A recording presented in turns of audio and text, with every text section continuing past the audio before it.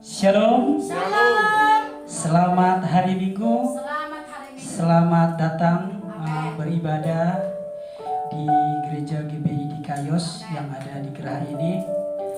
Sukacita Tuhan selalu bersama-sama dengan kita. Amin. Sebelum kita mulai ibadah kita, mari kita tundukkan kepala kita. Amin. Kita serahkan ibadah kita ini ke dalam Tuhan.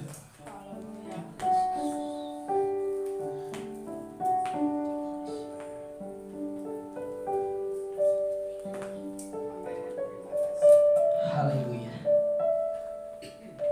Haleluya. Mari kita puji Tuhan. Kita naikkan pujian. Amin. Hanya berkat yang tak dapat ku mengerti, menapakah harus terjadi di dalam kehidupan ini. Satu berkat yang tersimpan dalam hati, tiada satupun yang terjadi tanpa Allah peduli. Katakan Allah mengerti, Allah peduli segala persoalan yang kita hadapi. Tak akan pernah dibiarkannya berumur sendiri, sebab Allah mengerti. Katakan Allah mengerti. Allah mengerti, Allah peduli segala persoalan yang kita hadapi. Tak akan pernah dibiarkannya berumur sendiri, sebab Allah peduli. Haleluya. Haleluya. Jadi apapun yang terjadi, apapun pergumulan kita yakin dan percaya Amin. Allah selalu peduli dan selalu ambil alih. Karena itulah yang kita yakini. Amin. Saudara dan saya siap memuji nama Tuhan. Amin. Saya undang kita bangkit berdiri, kita memuliakan nama Tuhan dengan sorak-sorai. Katakan ku terima janji Allah. Haleluya. Haleluya.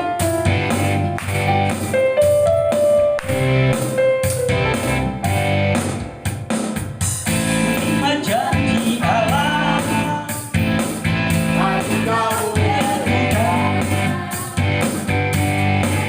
Umat yang berdosa memuji dan menyembah. Inilah saat yang dinanti, firman Allah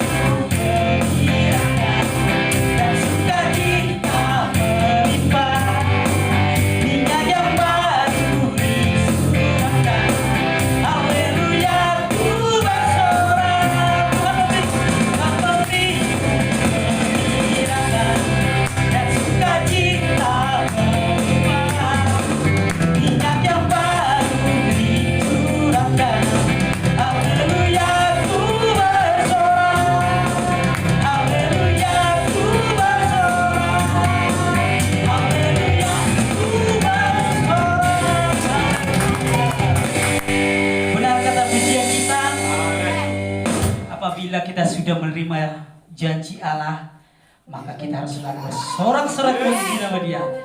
Karena di dalam Tuhan semuanya kita boleh ditaklukkan. Haleluya.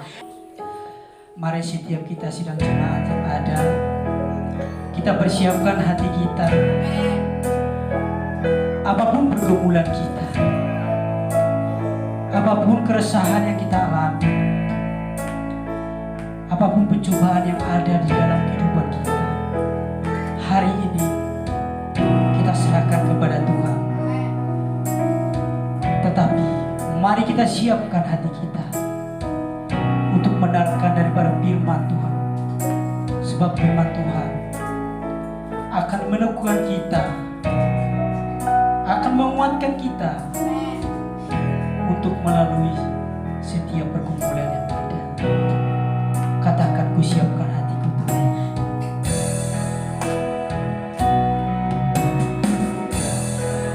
Hatiku Tuhan, untuk dengar firman-Mu saat ini.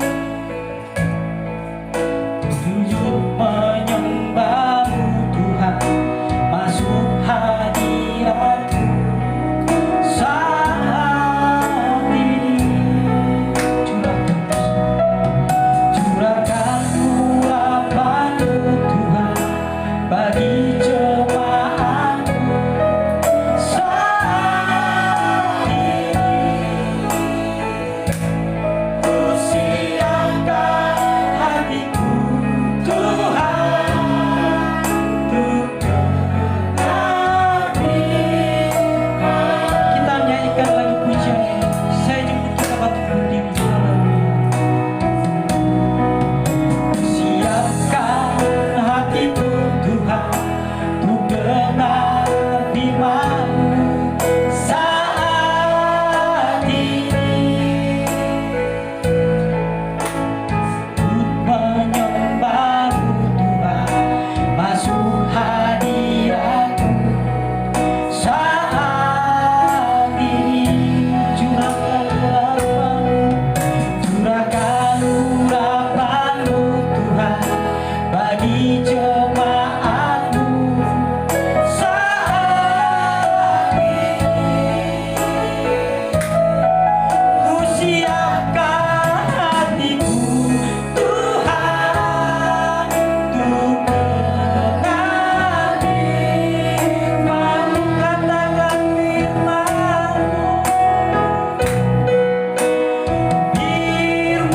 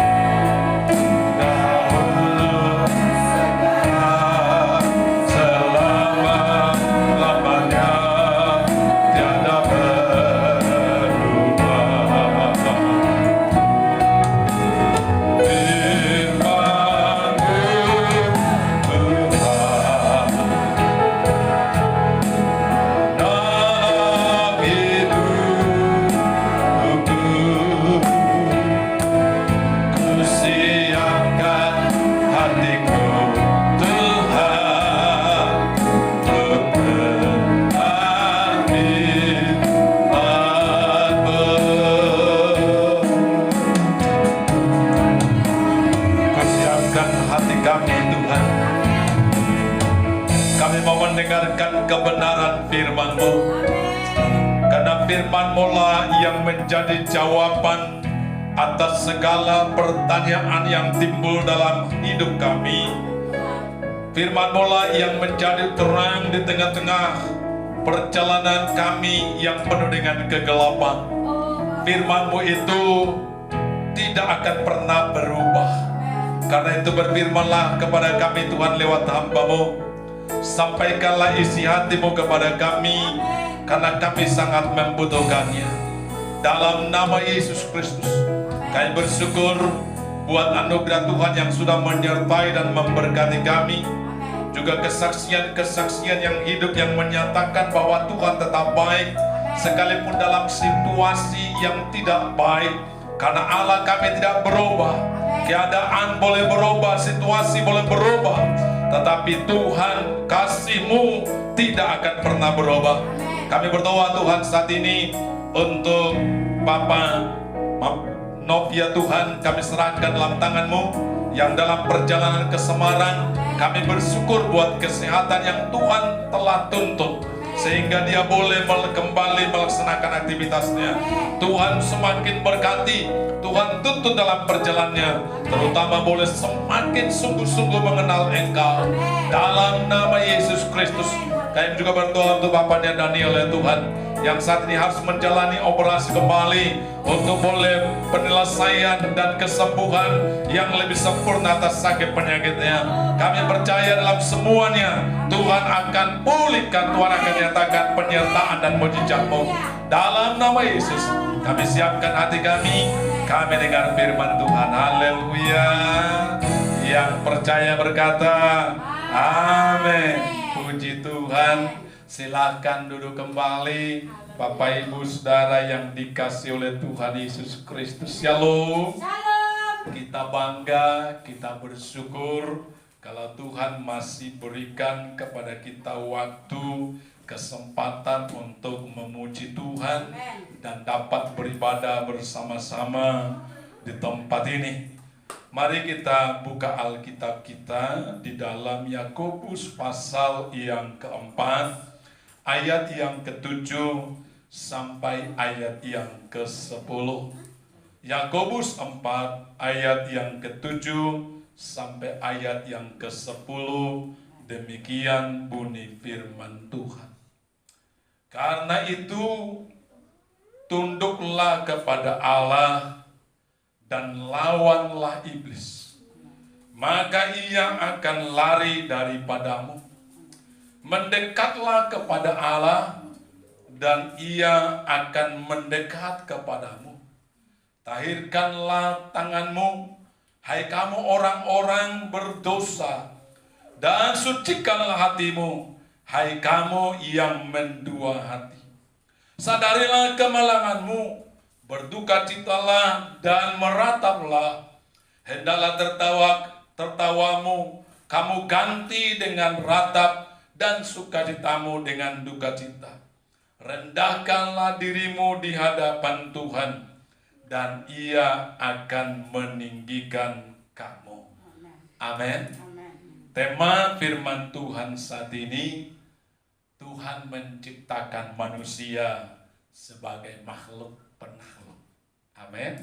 Kita adalah makhluk yang Tuhan ciptakan untuk dapat menaklukkan. Saudara yang dikasihi oleh Tuhan, Allah menciptakan manusia dan merancangnya sedemikian rupa supaya kita menjadi makhluk yang menaklukkan alam semesta, menaklukkan bumi ini. Kalau kita baca perintah yang pertama yang disampaikan Allah kepada manusia, setelah manusia itu diciptakan dalam Kejadian 1 ayat yang ke-28 adalah supaya manusia dapat menaklukkan bumi. Berbunyi sebagai berikut: beranak cuculah dan bertambah banyaklah, penuhilah bumi dan taklukkanlah itu. Amin. Perhatikan, penuhilah bumi dan taklukkanlah itu. Jadi manusia sejak dari awal dirancang untuk dapat menaklukkan. Ya, penuhi Penuhilah bumi dan tahlukalah itu. Berkuasalah atas ikan-ikan di laut dan burung-burung di udara, atas segala binatang yang merayap di bumi.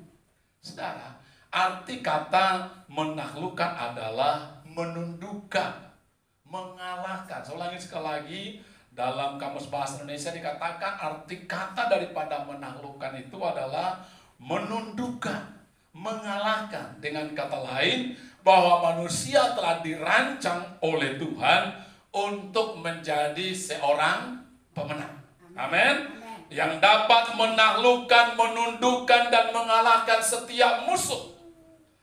Yang dapat menundukkan, mengalahkan setiap pencobaan, setiap masalah yang datang menerpa kehidupan mereka.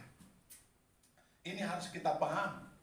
Banyak orang yang bertanya, kenapa terus-menerus pencobaan datang? Terus-menerus ujian datang. Dan banyak orang mengatakan ini karena dosa daripada Adam. Kenapa Tuhan izinkan Adam jatuh ke dalam dosa?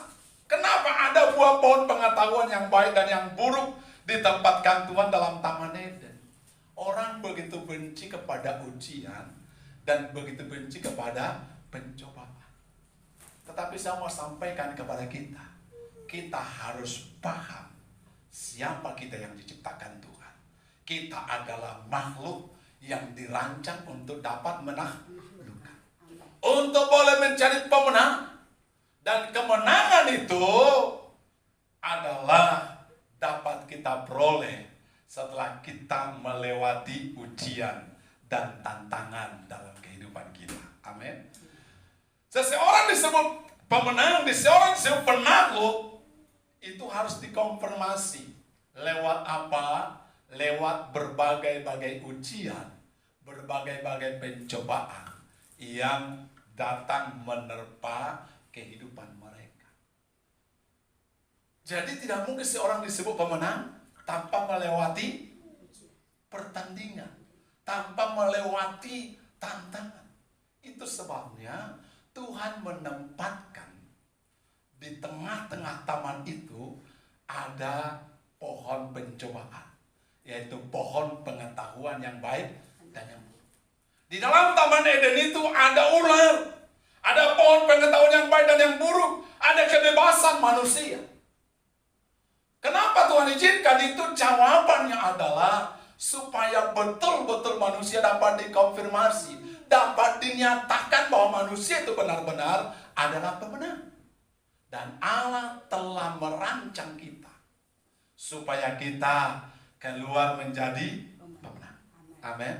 Tadi saya tekankan di situ bahwa Tuhan telah memperlengkapi kita untuk dapat mengalahkan, menundukkan setiap musuh kita, setiap pencobaan, setiap ujian, setiap tantangan yang datang menghadap hidup kita. Dan tujuan Allah adalah supaya kita mendapat kehidupan yang sungguh-sungguh mulia. Kehidupan yang memang layak dipuji, layak dibanggakan oleh Tuhan. Karena kita dapat melewati setiap tantangan. Amin.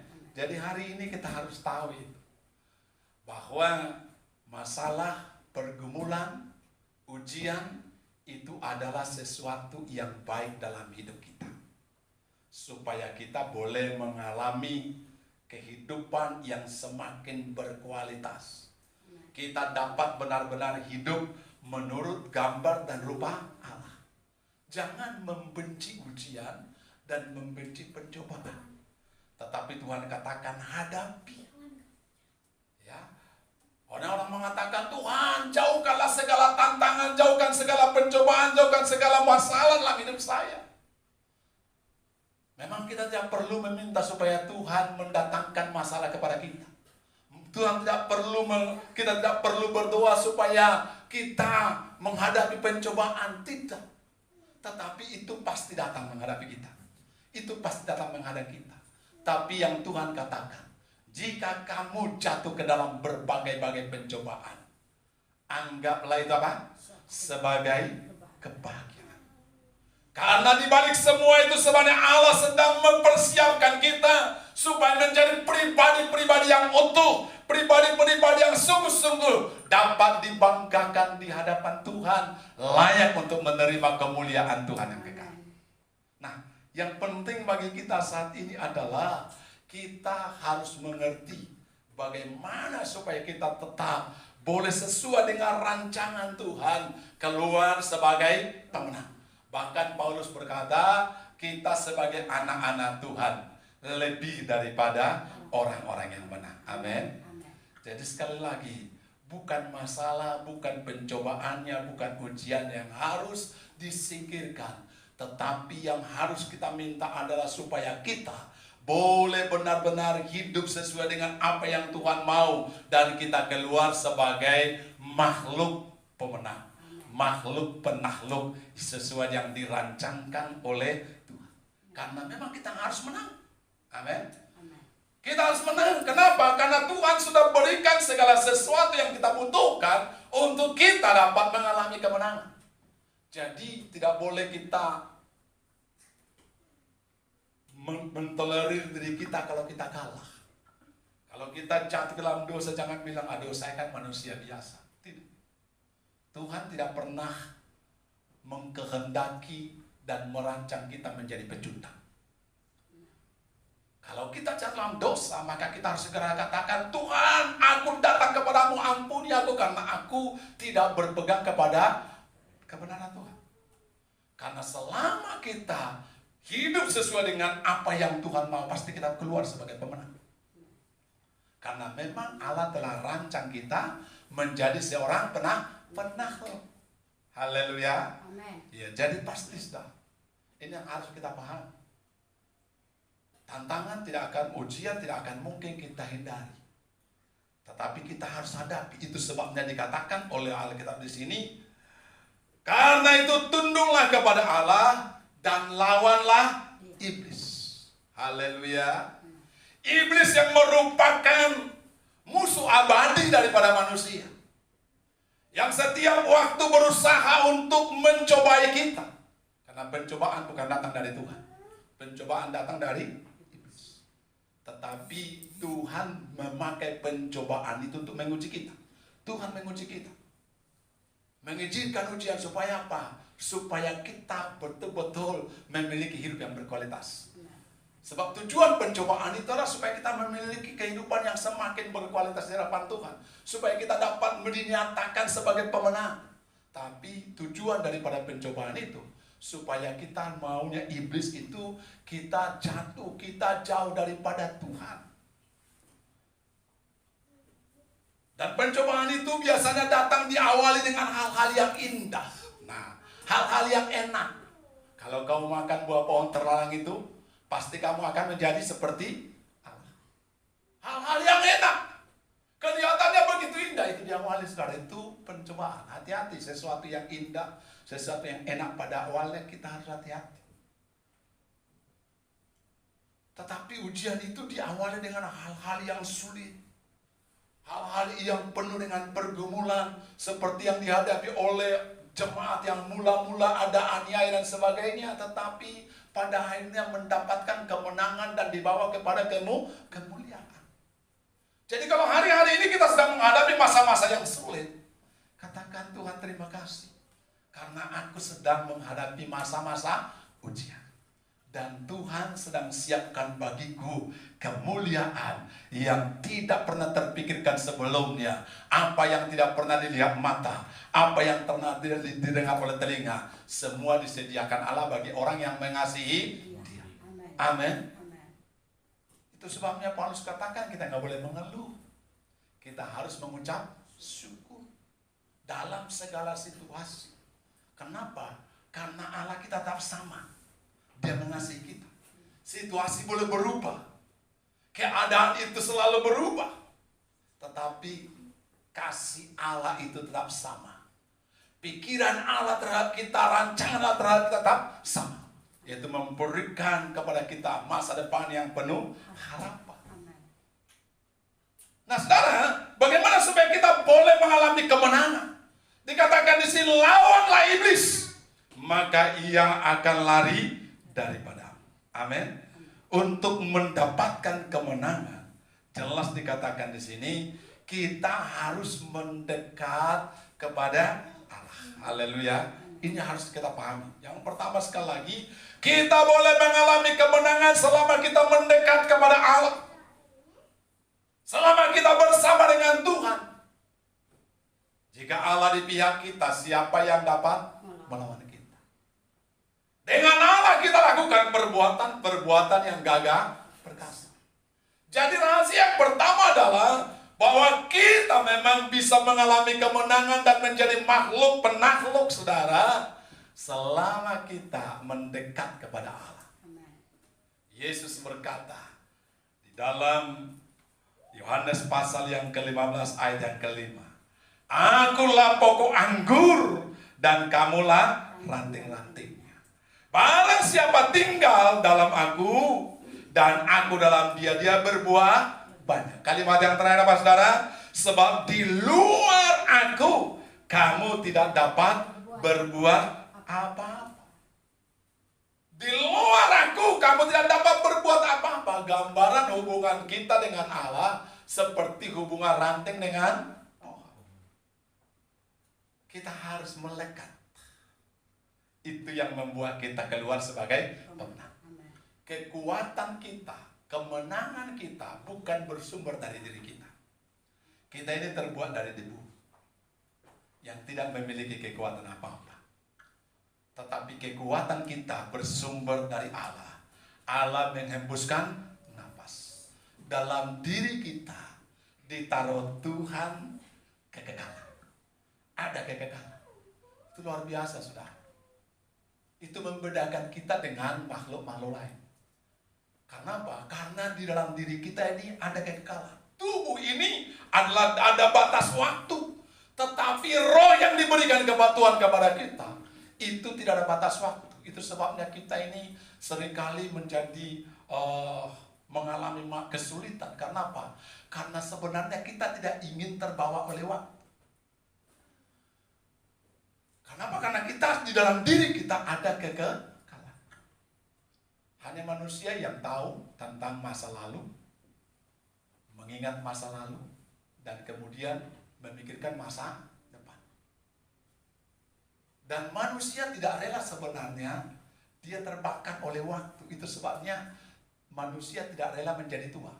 Banyak orang berusaha dengan berbagai macam cara supaya tidak menjadi tua, tetap kelihatan awet muda, saudara. Karena apa? Dalam diri kita ditaruh Tuhan nilai kekekalan. Ada kekekalan. Kita hidup, dan hidup kita ini memang ada dalam dunia ini, dunia yang sementara. Tubuh kita ini sementara, tetapi dalam diri kita ditaruh Tuhan kekekalan. Saudara yang dikasih oleh Tuhan. Karena itu Tuhan katakan kepada kita, mendekat kepadaku.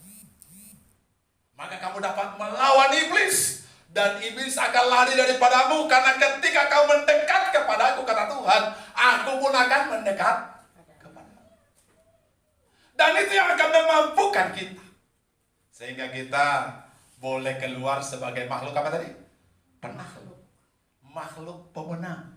Yang dapat mengalahkan setiap masalah kita, setiap ujian dapat kita menangkan, setiap pencobaan dapat kita lalui, saudara. Dan kita boleh melihat hidup kita memang benar-benar layak sebagai umat pilihan Tuhan yang akan menerima kemuliaan yang kekal, memerintah bersama-sama dengan Tuhan dalam kerajaannya yang abadi.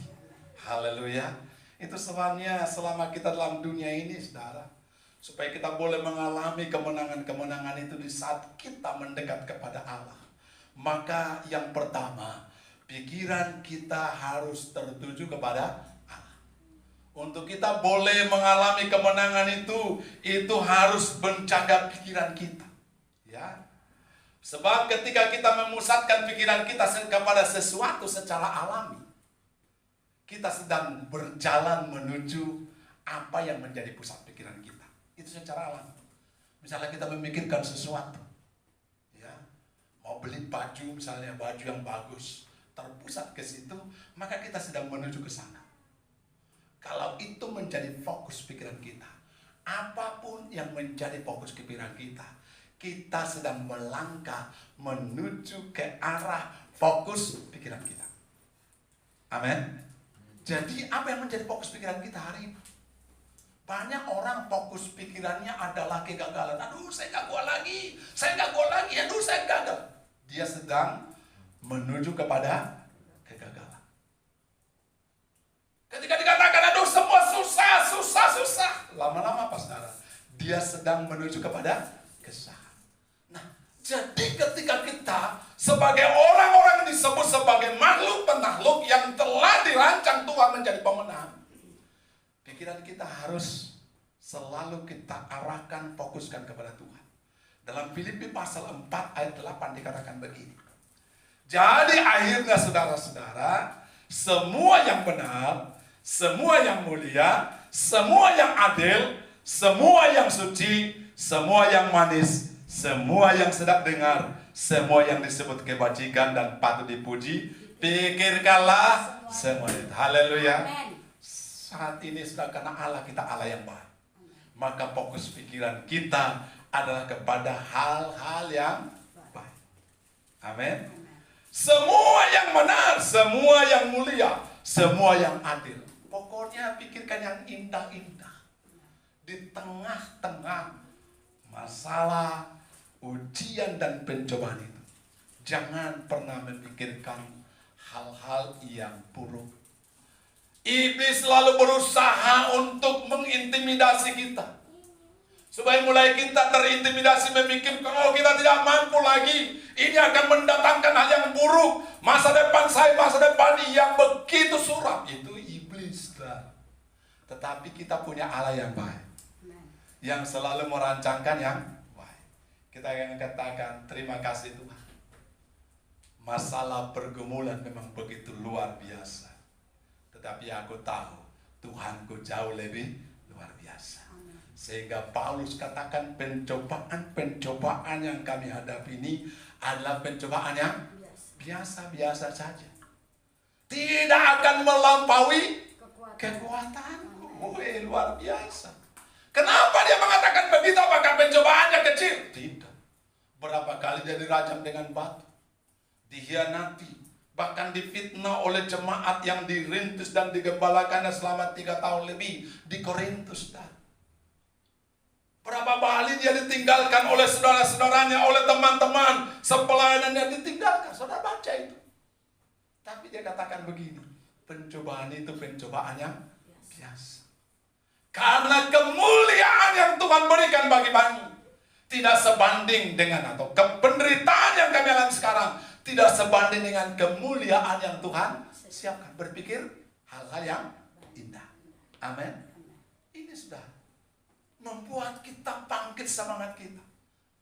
Itu sebagai seorang pemenang tidak pernah memikirkan hal-hal yang buruk, tidak pernah memikirkan masalah yang dihadapinya. Lihat bagaimana Daud, saudara, dia tidak melihat dan memikirkan betapa besarnya tubuh daripada Goliat. Yang dia pikirkan bagaimana Allah akan menolong dia dan memuliakan Tuhan, sehingga orang Israel tahu bahwa peperangan bukan tergantung kepada pedang dan lembing, tetapi kemenangan ada di tangan Allah. Amin. Ini yang harus kita buat. Kalau kita melihat pergumulan kita, melihat masalah kita, maka kita katakan, aduh Tuhan, kenapa ini terjadi? Kenapa Tuhan? Apa dosaku? Apa salahku? Nah, saudara, itu akan membuat kita menjadi lemah. Tetapi ketika kita bangkit, Tuhan, mungkin kita berdosa, mungkin kita ada kesalahan kita sehingga kita mengalami konsekuensi yang kita hadapi hari ini. Kita katakan terima kasih Tuhan, dosaku sudah Engkau ampuni. Kalaupun hari ini aku sedang menghadapi hal-hal akibat daripada kebodohanku pada masa lalu, tetapi Engkau tetap Allah yang sama, yang tidak pernah meninggalkan aku. Engkau akan menolong aku di tengah-tengah kesulitan dan pergumulan yang sedang saya hadapi. Kenapa Tuhan katakan, aku sekali-kali tidak akan meninggalkan kamu, aku sekali-kali akan membiarkan kamu. Ini yang membuat kita bisa tersenyum. Ini yang membuat kita sebagai pemenang. Dan di saat kita yang kedua, di saat kita sedang menghadapi tekanan yang mungkin bagi kita itu terlalu berat.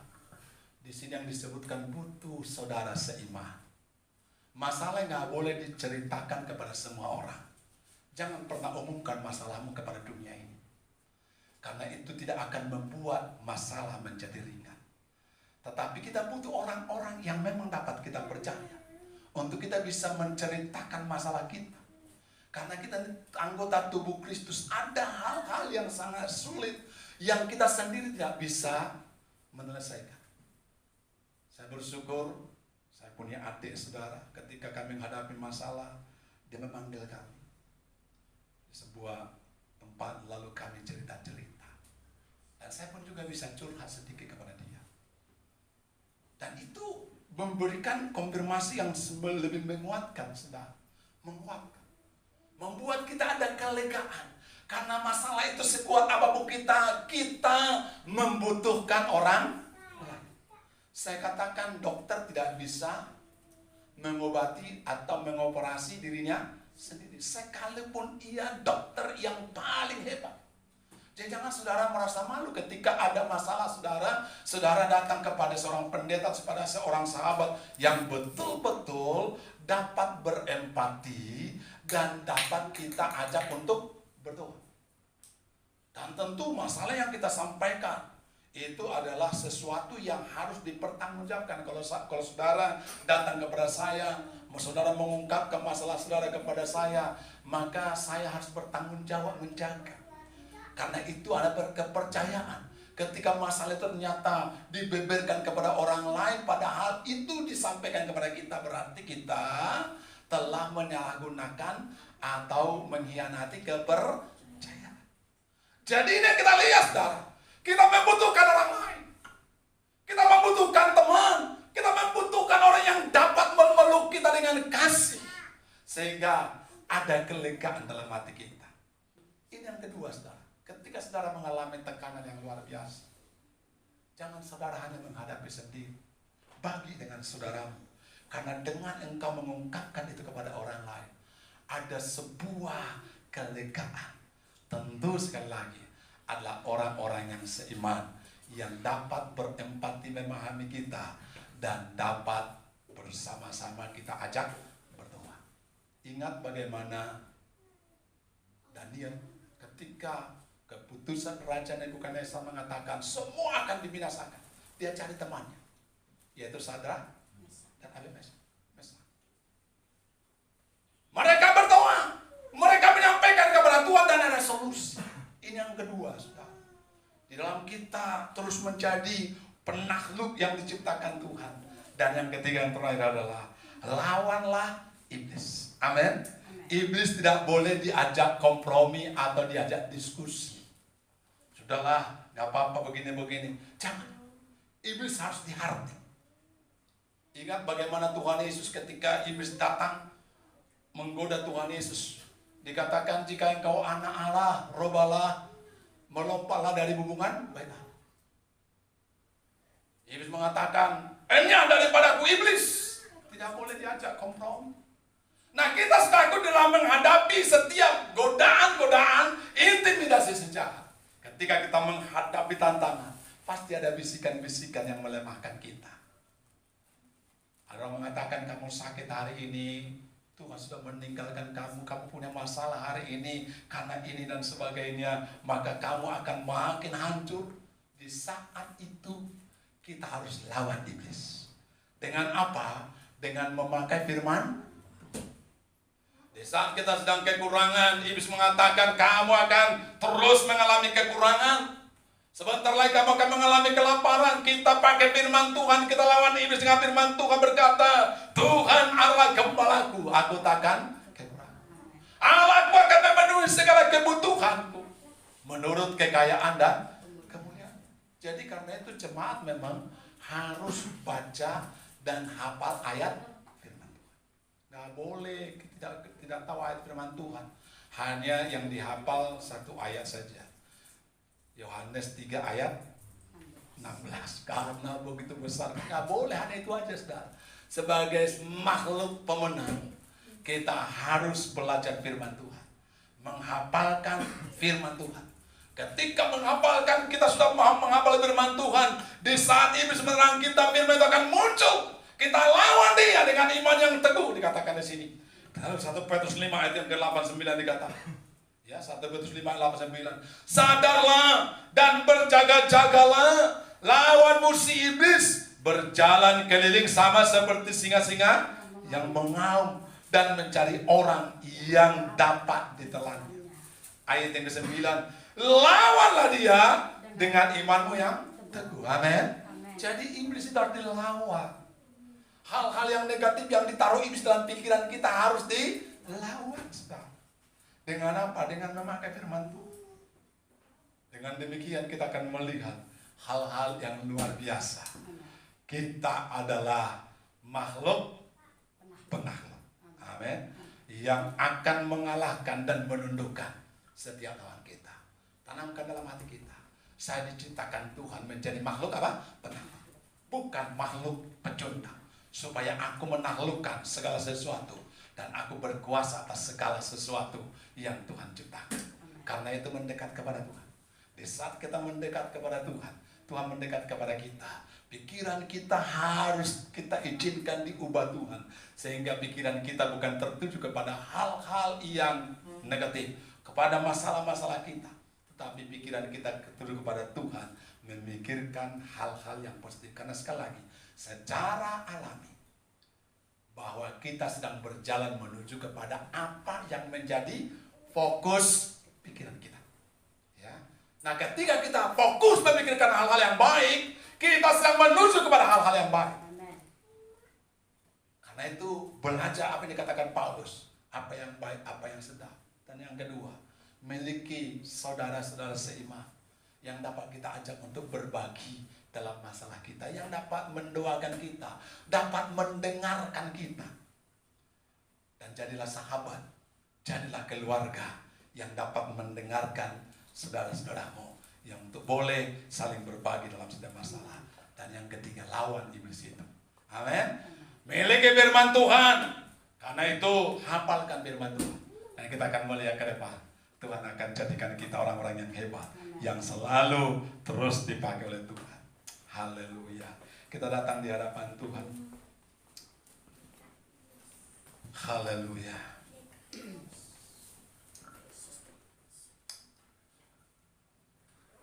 Ku tidak takut sebab Engkau besertaku.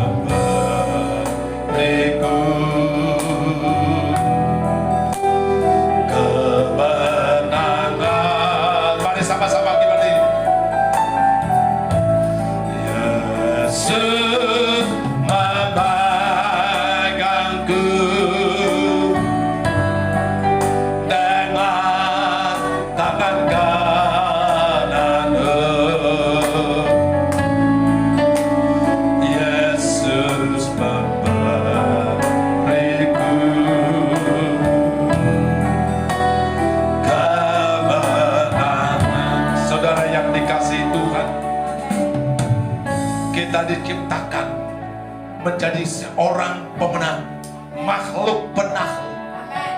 Karena itu tetaplah mendekat kepada Allah. Lawanlah iblis. Biarlah pikiran kita dikendalikan oleh kebenaran firman Tuhan. Biarlah kita tetap ada dalam persekutuan dengan sesama kita. Dan firman Tuhan terus ada dalam hati dan pikiran kita. Dalam nama Yesus Kristus dan lihatlah Tuhan memberikan kemenangan. Dia pegang tangan kita. Dia pegang tangan kita dan membawa kita kepada kemenangan. Terima kasih Tuhan saat ini.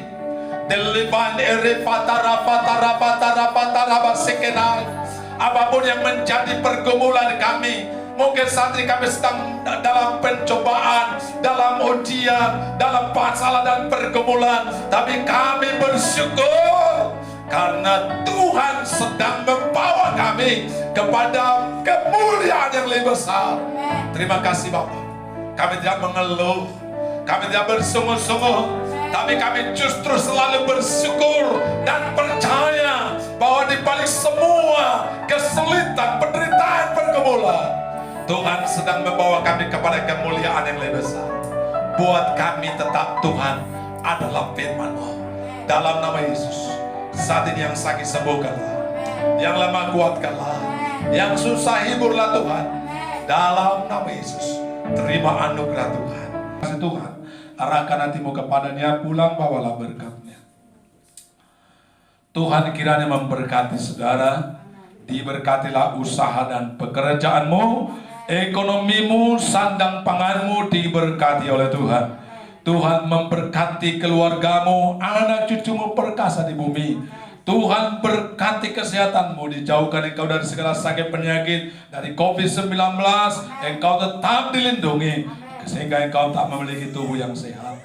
Kasih karunia Allah yang berlimpah-limpah, damai sejahtera dalam Kristus Yesus Tuhan, urapan tuntunan persekutuan Roh Kudus menyertaimu hari ini, esok selama-lamanya. Amin.